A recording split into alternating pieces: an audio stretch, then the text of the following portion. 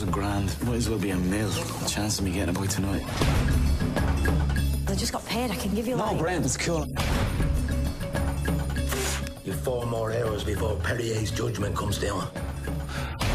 You missed the deadline. Perrier says you have to pay a particular price. You've an hour, man. 2 bones to be broke. So you've both had such sort of diverse film careers and worked all over the place. So is there something a bit special about being able to go back to your roots and working on an Irish film?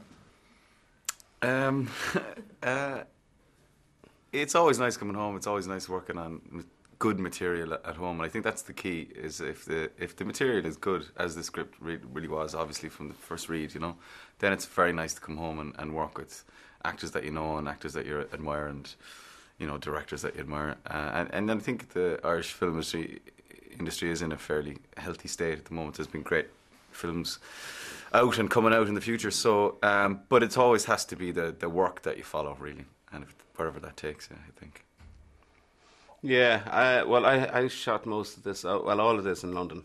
Any of this film was shot in London, so I didn't get a chance to go home to work at home. But no, it's always a bonus to go home. But like, you know, as Cillian was saying, it depends the quality of the work.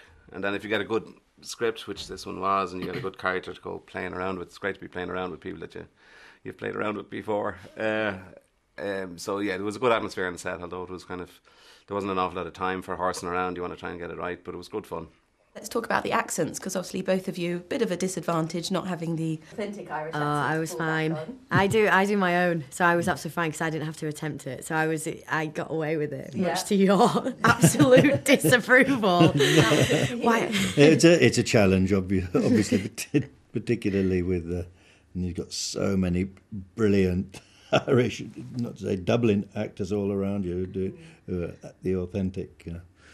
Real thing. So it was a challenge, and I did have a great dialogue coach, and it's something I just love the character so much. I thought, I'll give it a go because I don't want anyone else doing it. But it's nerve-wracking getting into that, and I still watch it with a bit of discomfort, my bit. But I think some friends say it's not entirely. Something recognised, but it's consistent, whatever it is. I heard tell you give the occasional loan. Sorry, pal. Can't help you. We wait for no man.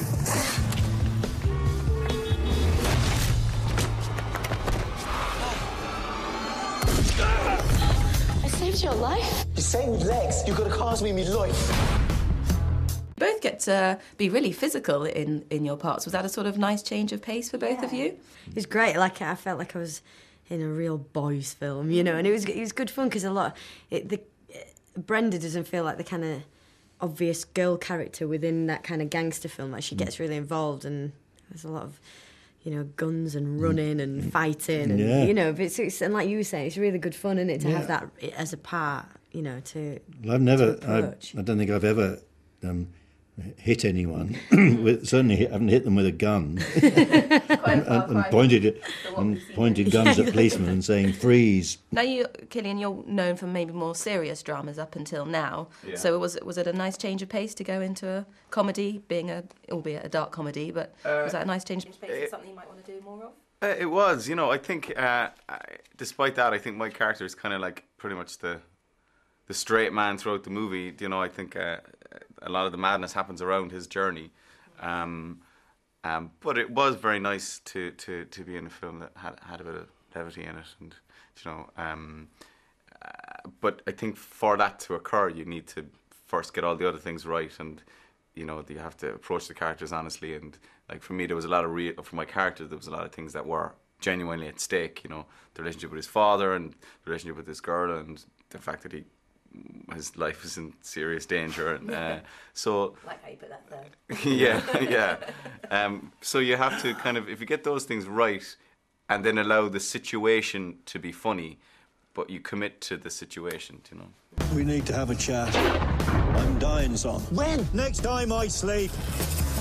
This isn't working at all, man. Are you vengeful? I don't know. I just want to get revenge. Yeah. I'm putting out a bounty. How much? €10,000. How's it going? What are you doing? Word gets around. I'm delighted. Is this something you're hoping to sort of do more of, this sort of physical character that you've come into? Well, I don't know. It's maybe a bit late to really pursue a career in action movies, but I would absolutely wear myself. That'd be brilliant.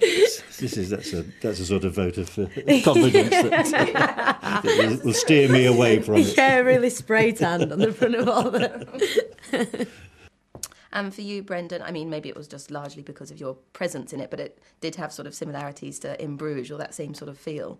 Well, I mean, I like good writing, basically, and I suppose there was, there are certain similarities in terms of the subject matter it is in, the criminal overworld, as you might say.